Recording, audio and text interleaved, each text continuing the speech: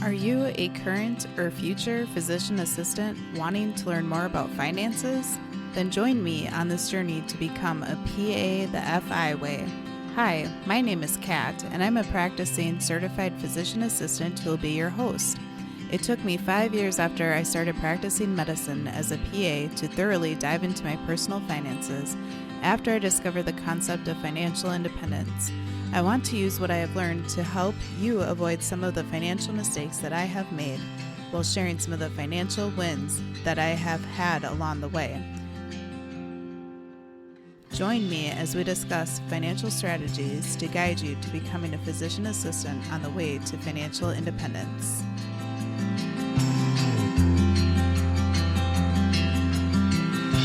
Welcome back, everyone, to the PA the FI Way podcast. I'm your host, Kat, and I wanted to thank you so much for joining me today to take a listen to this solo episode where I discuss bear markets.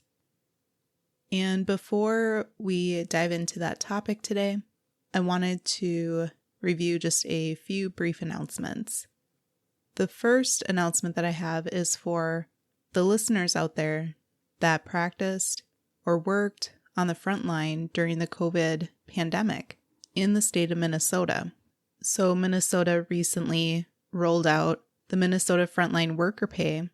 And what this is that if you were employed in the state of Minnesota in one or more of the frontline sectors or jobs between March 15th of 2020 and June 30th of 2021, and you were not able to do telework due to the nature of your job, and you worked in close proximity to other people outside of your individual household, and you meet the income requirements, and have not received an unemployment insurance benefit payment for more than 20 weeks for the weeks between March 15th, 2020 and June 26th of 2021. So if you meet all of those requirements, then you can go to frontlinepay.mn.gov to apply to receive the frontline worker pay. And the total amount that you could receive depends upon how many applicants there are, but it would range anywhere from $750 up to $1,500. And I would suspect that many of the listeners are current or future PAs because of the topic of this podcast. However, this applies to jobs and other sectors outside of healthcare too. So not only are many jobs within healthcare included, such as PAs, physicians, NPs, RNs, dentists, respiratory therapists, etc., but there's a whole list of other jobs that could qualify, such as childcare, emergency first responders, public transit, retail, schools, etc. And then the income limits apply differently for whether you were in close contact with infected individuals that had COVID or not. So for the workers who did care directly for people or patients or provided their work with someone who was positive for COVID, an adjusted gross income for at least one of the 2020 or 2021 tax years of less than $350,000 for married taxpayers that are filing jointly, or less than $175,000 for individuals. And then for the workers who did not have direct or close care for infected individuals, the adjusted gross income limit would be $185,000 for married people filing jointly, or $85,000 for individuals. Unfortunately, independent contractors and sole proprietors don't qualify because they're not considered employees having worked in Minnesota. So that's kind of a bummer because some people in healthcare are 1099 contract employees, and even though they very likely provided care to COVID patients, they wouldn't be able to be eligible for this bonus. And then one good thing is that you do not actually have to be a Minnesota resident to apply. You only had to work in Minnesota during the qualifying dates and meet the other eligibility requirements. The state of Minnesota had a tax surplus, so I'm not sure if that's one of the main reasons why our state is doing this program. I'm curious if any other states are doing something similar, if you are aware of this, definitely let me know. And then I would also like to take a moment to thank all of those who have subscribed to the podcast or left a review sharing what you've enjoyed about the podcast. If you haven't done so yet, would you please take a moment and hit the subscribe button on the platform you're listening to this on, and go ahead and write a written review about the things that you enjoy about the podcast. I love hearing the feedback, but more importantly, it helps others be able to find the podcast and learn the information that is discussed during the episodes. I'm also in the process of redesigning my website, so stay tuned for a fresh new look over at pathefyway.com. And then on that new website, there's going to be some more information about coaching services that have launched. But I wanted to share that I recently started coaching and I've been really enjoying it. And I have a review from a pre-PA student that I helped that I wanted to share with you. So it says, "Thank you so much for all your time and help again, Kat. I love all your insights on everything ranging from different budgeting methods to learning about the different types of loans that can be used to pay for PA school. It means a lot to me that you lay everything out so sequentially, which helps me as someone who often feels quite anxious regarding finances and starting PA school. I left my first session with you with a huge feeling of relief, knowing that I now have some simple yet powerful tools to start tracking my spending and exploring various methods of paying for PA school. I highly recommend your financial coaching services to pre-PAs, incoming PA students, and current PA students. Your expertise shines through in your constructive feedback, the questions you ask to help guide the session, the personalized tips that you've given to me, and most of all, your kindness that has helped me to feel more comfortable addressing the financial aspects of becoming a PA student. Thank you." So that review just absolutely made my day and warmed my heart. And I wanted to let you guys know that if you're a current or future PA and you would like a little guidance that's more personalized to you in regards to how to track your expenses, formulate budgeting plan, talk through various options of different routes that you can go, discuss how you can get started with cutting costs or negotiating a higher income or starting to invest for your future, then go ahead and send me an email to kat@pathefyway.com and we can set something up as well. Additionally, I also would like to let you know that if you have a group of you, so if you have some friends or colleagues or classmates that would like to have some coaching done together and learn with each other and bounce ideas off of each other, then we can arrange coaching in a group style that would help with the cost of it and save you guys some money with that. And then once my website has been converted over, then I plan to start the process of building some courses for you guys as well, which I'm looking forward to. All right, so wrapping up the announcements on the show, let's start talking about bear markets.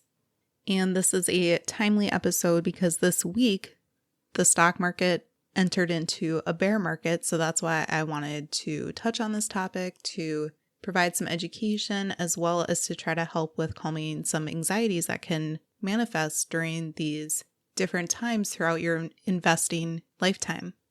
So the term bear market is used by Wall Street when an index such as the S&P 500, which if you recall is the top 500 largest companies within the United States that you can invest in, or the Dow Jones Industrial Average, has fallen 20% or more from a recent all-time high for a sustained period of time.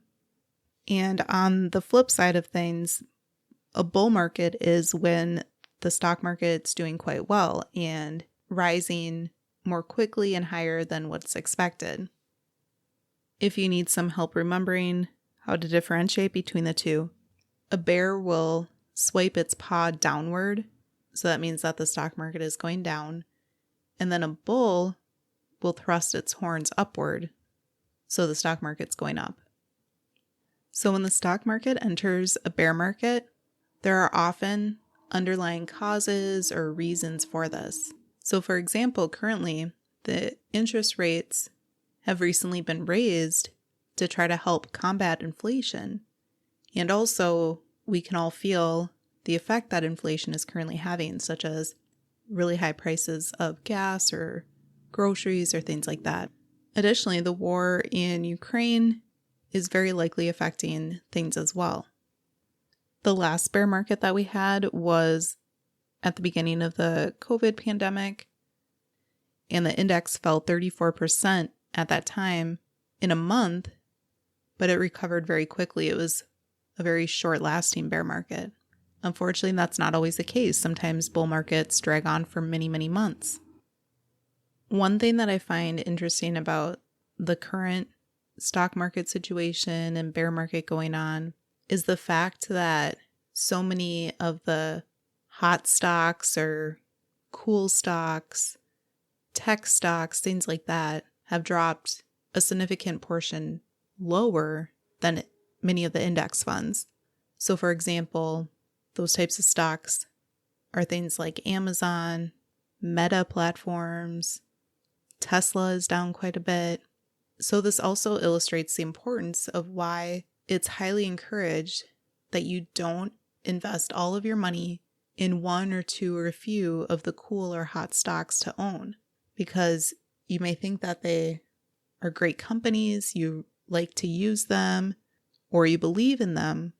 But if you rather own a total stock market index fund where you are investing in many companies, including those large tech companies as well within the index, then your investing is more diversified, which helps you to lose less during bear markets.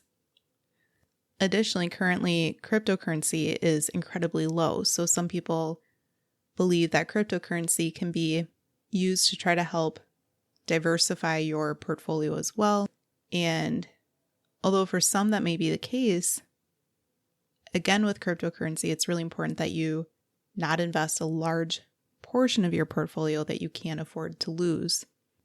At the same time, maybe you have been sort of sitting on the fence whether or not to buy crypto. And if you decide that you for sure want to add some crypto to your asset allocation, maybe you want to consider buying a small portion now, the fact that the price is pretty low.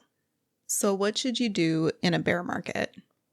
One of the number one rules in a bear market is not to panic sell. Panic sell means that you feel so anxious, you're panicked, you are seeing your portfolio literally lose thousands and thousands of dollars. And you have this sense of, well, I better sell now before it keeps dropping lower and lower. Unfortunately, if you do that, you are locking in the loss of that price of the stock. However, if you keep the money in there and don't touch it, eventually the stock market will go up. We don't know when that will be. Sometimes it's very short. Sometimes it's several months, even a few years. But with time, the stock market increases. And if you were to sell at that low, when the stock market increases and you want to buy back in, you're going to be paying a lot higher of a price for a share of the stock. Another thing to do that's good during a bear market is really assess how you are feeling. If you are feeling so incredibly anxious, then your asset allocation was very likely too aggressive for you. Now, again, that doesn't mean that you need to sell right now and start over, so to speak. But once you have more clarity and more time to process and think through things, then you may want to adjust your asset allocation to something that is a little less risky for you and perhaps a little bit more diversified to try to help prevent those large swings. If you are pretty young in your investment career, have many years ahead of you, and you have taken the time to educate yourself about investing, and you don't feel that anxiety and can keep reminding yourself that eventually the stock market will go up, then you very likely can tolerate an aggressive portfolio. And then I also would like to remind and encourage people that if you haven't done so yet, to consider reading The Simple Path to Wealth book by J.L. Collins. He talks about why investing in index funds is great, as well as why not to get worried and sell all of your stocks when the market is down. So I will include a link to that book in the show notes, and over on Amazon, through that link, you can also find the audiobook too if you prefer to listen to books. Additionally, interestingly enough, the author, J.L. Collins, has his own blog, and he has been a guest on several podcasts, but he has one of the most calming voices. And this isn't a new thing that he has done. He had created this in the past, but it's very applicable now as well, where he actually recorded himself doing a guided meditation for when the stock market is dropping.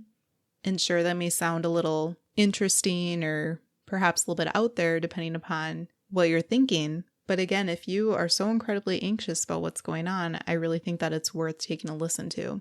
And I will include a link to that in the show notes as well. So that was your gentle reminder to try to ignore the noise, try to keep calm and level-headed during these times as well. If you haven't already yet, go back and take a listen to episode 26, where I further discuss market timing. And in that episode, I talk about how during bear markets can be some of the best times to be invested in the stock market throughout the history of the stock market. So often, very large gains actually occur during bear markets, which is interesting to think about and sort of counterintuitive. But also in that episode, I review how back during the COVID bear market in early 2020, how some of the best days in the stock market and some of the worst days all fluctuated within a very short course of time within each other. So again, nobody can predict the future. Nobody can predict what the market's going to do. Besides, over the long term, we know that it'll eventually always go up. And then back in episode 51, I talk about bonds and I-bonds. Bonds in general can sometimes help smooth the volatility of stocks and make your portfolio a little bit less aggressive. Now, bonds can still be down when the stock market is down as well. But in that episode, I review I-bonds, which are a special type of bonds that provide an interest rate to you as the bondholder that moves along with the inflation rate. And because inflation is currently high, these can be a good thing to consider purchasing. But you can only purchase so much. There is a limit on how much you can buy every year. So thank you for taking the time to take a listen for a little bit more information about bear markets. And I hope that you are able to use this as a tool to remind yourself that you very likely are investing for the long term. You're investing for years in the future. And all of this of what's going on right now is just considered noise. Consider assessing your feelings, your emotions, your anxiety levels. Consider whether you like your asset allocation or if you feel like you need to make adjustments. And ultimately do your best to try not to panic sell. If you found this information helpful, go ahead and consider sharing it with a friend, colleague, family member, spouse, if you feel like it could help them as well. I hope you all enjoy the rest of your week, and I'll see you back here next week.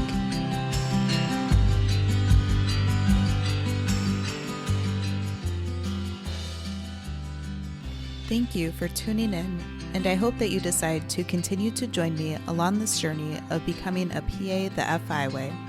Please take a moment to press the subscribe button on the platform that you are listening to this on, but more importantly, consider sharing with another current or future PA that could benefit from the information that we reviewed in this episode. Take care and have a great rest of your day. Until next time.